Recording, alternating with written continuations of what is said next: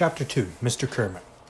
The first day of school. I remember the excitement. New students to teach, new minds to fill with knowledge, new futures to shape. The key word is remember. That was 30 years ago. I was so young. Not much older than the kids, really. Being a teacher was more than a job. It was a calling, a mission. True, mission impossible, but I didn't know that back then. I wanted to be Teacher of the Year. I actually achieved that goal. That was when the trouble started. Anyway, I don't get excited by the first day of school anymore. The things that still get my 55-year-old motor running are the smaller pleasures. The last tick of the clock before the 3:30 bell sounds. Waking up in the morning and realizing it's Saturday. The glorious voice of the weather forecaster. Due to snowstorm, all schools are closed down. And the most beautiful word of all, retirement. The first day of school means it's only 10 months away. My younger self never could have imagined I'd turned into the kind of teacher who'd be crunching numbers, manipulating formulas, and counting the nanoseconds until I can kiss the classroom and everyone in it goodbye. Yep, here I am. I sip from my super large coffee mug. The other teachers call it the toilet bowl when they think I'm not listening. They gripe that I owe extra money to the faculty coffee fund because I drink more than my fair share. Tough. The students are bad enough, but the dunderheads who teach them are even worse. Colleagues, they don't even know the meaning of the word. A fat lot of support they've ever offered me when it was all going wrong. Mr. Kermit? Dr. Thaddeus is standing over me in the faculty room, his $3,000 suit tailored just so. Superintendent, major dictator, a legend in his own mind. Christina Vargas, principal, is with him. Nice to see you, Zachary. How was your summer? Hot, I tell her, but she keeps on smiling. She's one of the good ones, which puts me on my guard. Thaddeus uses her to do his dirty work. Something is coming. I can smell it. There's been a change in the schedule, the superintendent announces. Christina will fill you in on the details. As you know, Mary Angeletto has left the district, the principal says, so we're moving you into her spot with the self-contained special 8th grade class. I stare at her. You mean the Unteachables? Dr. Thaddeus bristles. We don't use that term. Every teacher in this building knows what they are, I fired back. They're the kids you've given up on. They had their chance in 6th and 7th grade, and now you're just warehousing them until they can be the high school's problem. They're a challenging group, Christina concedes, which is why we've chosen a teacher with a great deal of experience. Of course, the superintendent goes on pleasantly, if you don't feel up to the job. Light dawns. So that's what this is really about. Thaddeus figured out that I qualify for early retirement after this year. He doesn't want the school district on the hook supporting me forever. The Kermit men live until 95, minimum. My grandfather, at 106, is still president of the Shuffleboard Club at Shady Pines. That's why they're giving me the Unteachables. They aren't interested in my experience. They want my resignation. I look the superintendent right in his snake eyes. You're just trying to make me quit before I qualify for early retirement. His response is all innocence. You're up for retirement already? I still think of you as young. It still seems quite recent, that horrible Terra Nova incident, the media attention, the public outcry, the scandal. Well, there it is, Jake Terra Nova. Thaddeus is never going to forgive me, or forgive and forget, even though it wasn't my fault. Or maybe it was. They were my students, after all, and it happened on my watch. What a hypocrite. Thaddeus wasn't superintendent then. He had Christina's job, principal. And did he ever take the credit when a class at his school scored number 1 in the country on national aptitude tests? He squeezed every ounce of glory out of that, interviews, profiles, and magazines. When there was traffic in the driveway, you could bet it was because of a TV station mobile unit on its way to interview the high-exalted lord of all principals. Until the truth came out. A kid named Jake Terranova had gotten hold of the test and charged his classmates $10 a pop for a copy of it. That's why they aced it. They were cheating. And when the whole thing blew up, was Thaddeus there to take the heat the way he'd taken the acclaim? Not on your life. The teacher was to blame. That's who I've been ever since. The teacher whose class gave the entire Greenwich School District a black eye. Officially, life went on after that. No one revoked my teaching certificate or docked my pay or kicked me out of the union, but everything was different. When I stepped into the faculty room, people stopped talking. Colleagues wouldn't look me in the eye. The administration kept changing my department. 1 year it was English, then math, French, social studies, even phys ed, me with my 2 left feet. Went into a blue funk. Okay, that wasn't the school's fault, but it began to affect my personal life. My engagement to Fiona Berlesham fell apart. That was on me. I was lost in my own misery.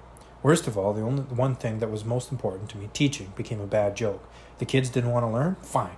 I didn't particularly want to teach them. All I needed to do for my paycheck was show up. Until next June, when early retirement would carry me away from all this. And now Thaddeus thinks he can make me throw that away too, just to avoid a year with the Unteachables? Obviously, the superintendent doesn't have the faintest idea who he's messing with. I would happily go into room 117 with a pack of angry wildcats before I'd give him the satisfaction of forcing me out. I look from the superintendent to the principal and back to the superintendent again. I enjoy a good challenge. I pick up the school toilet bowl and walk out of there, careful to keep the big mug steady. Can't risk spilling coffee all over myself. It would spoil the dramatic exit. 3 decades in this school, and never once have I set foot inside room 117. I know where it is, though. From the stint in the phys ed, somebody has to be in the remotest classroom of the entire building, but I decide to be offended by it. It's just another part of the conspiracy to force me out. Well, it won't work. After all, how bad can these unteachables really be? Behavior issues, learning problems, juvenile delinquents. Does Thaddeus honestly think I've never crossed paths with students like that throughout the 30 years in the classroom? Bad attitudes? The kid hasn't been born with an attitude that's half as bad as mine at this point. Face it, the unteachables can only hurt you if you try to teach them. I gave up on teaching anybody anything decades ago. Since then, my relationship with my classes has been one of uncomfortable roommates. We don't much like each other, but everyone knows that if we just hold our noses and keep our mouths shut, we'll eventually get what we want. For me, that means early retirement. For the SCS 8 students, it means being promoted to 9th grade. That part's a slam dunk, because surely the middle school is dying to get rid of them. What would they have to do to get held back? Burn the whole place to the ground? I walk into my new classroom. A roaring fire in a wastebasket, smoke pouring through the open windows, kids toasting marshmallows on the end of pencils, pencils catching fire, one pyromaniac in training seeing if he can get his eraser to burn, an escapee standing outside in the bushes, gazing in, eyes wide with fear, a boy draped over a desk, fast asleep, oblivious to it all. Most kids would scramble to look innocent and be sitting up straight with their arms folded in front of them once the teacher puts out in an appearance. Not this crew. If I came in with a platoon of ski marine paratroopers, it wouldn't make any more of an impression. Stroll over to the flaming wastebasket and empty this giant cup of coffee onto the bonfire, which goes out with a sizzle. Silence falls in room 117. "Good morning," I announced, surveying the room. "I'm your teacher, Mr. Kermit. Only 10 months until June." Chapter 3. Parker Elias. I love the sound the pickup truck makes when the motor roars to life. It's even cooler now with that little muffler problem, but that only lasted until Mom and Dad gave up the money to get it fixed. Even with the extra noise, though, it's still awesome. I looked down at the start button.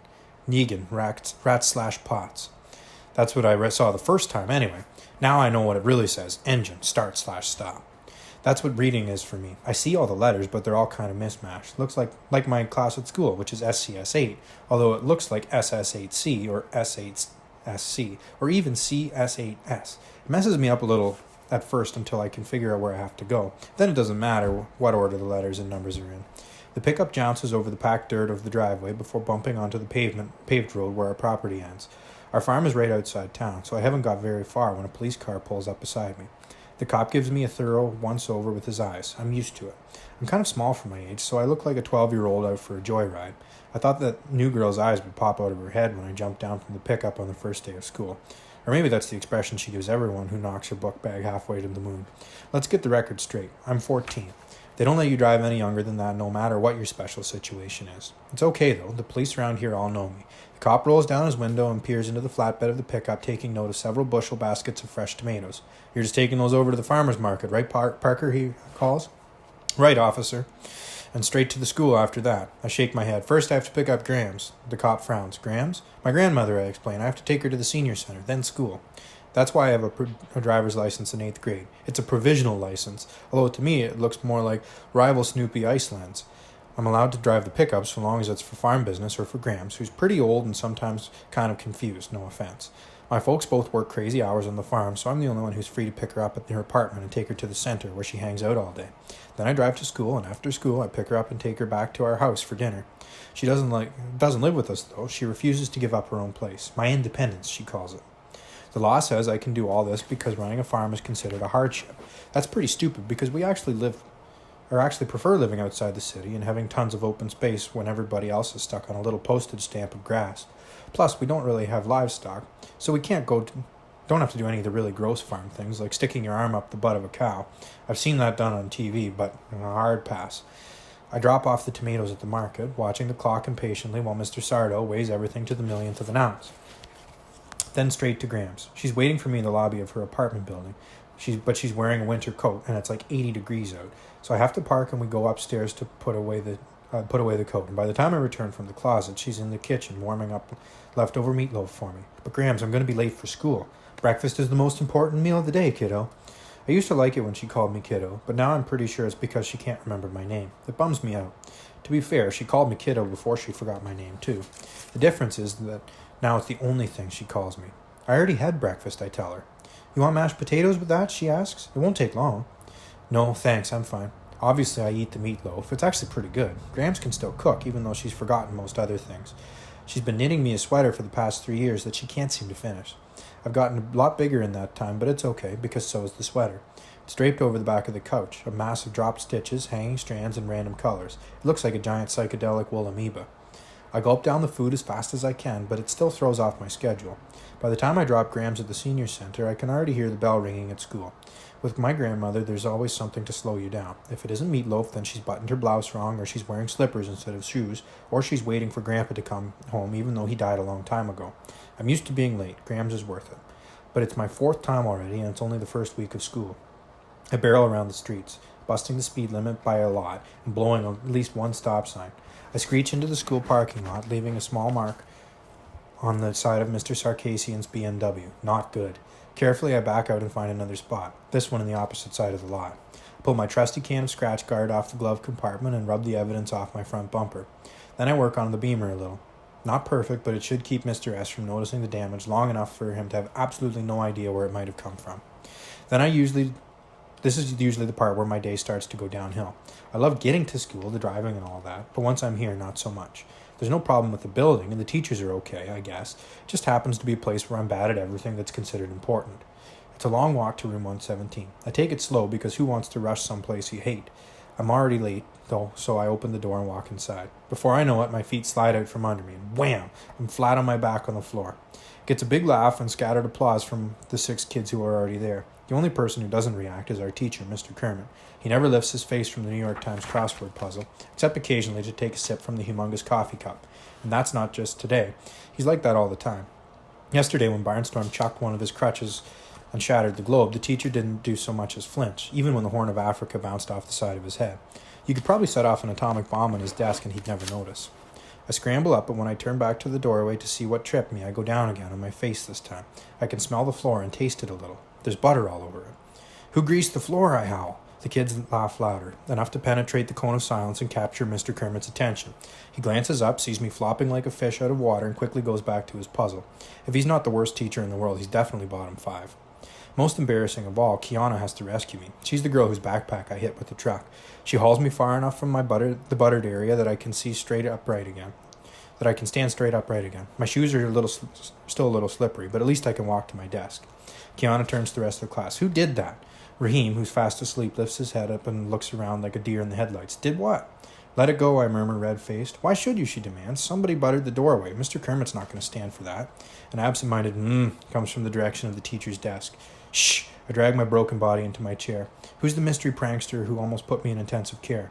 Plenty of possibilities in this class. Barnstorm, the injured sports star.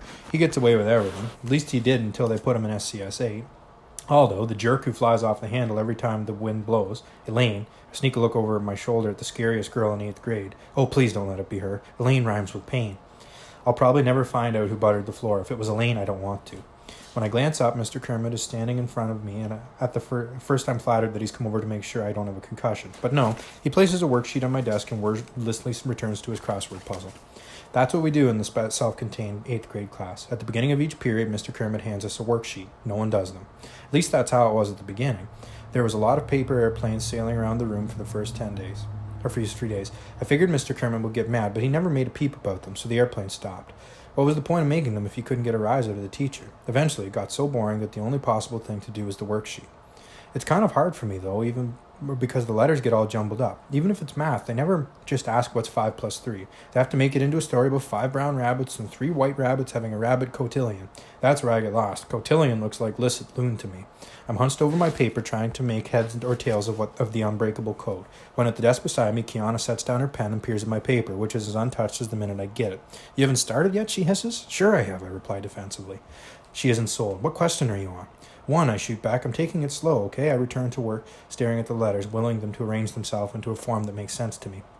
I guess I look like a scientist peering into a microscope because she blurts, You can't read. Yes, I can, I say defensively. I'm just pacing myself. She reaches over and plants a finger on question 1. What does this say? There's no talking in class, I tell her. You want to get us in trouble? Mr. Kermit takes a long, sharp slurp of his coffee. Read it, she orders, and I don't. It's not that I can't, but it would take time. I don't feel like it, I mumble. Parker, she urges, this is stupid. You can get help with this. You just have to tell the teacher. But nobody can help if you don't know there's a problem.